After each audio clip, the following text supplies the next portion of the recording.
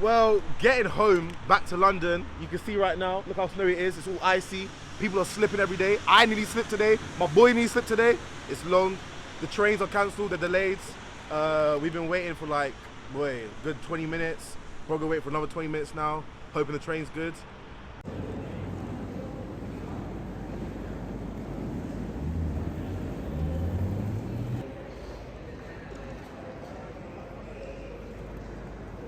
It's inconvenient, makes travelling anywhere a lot harder.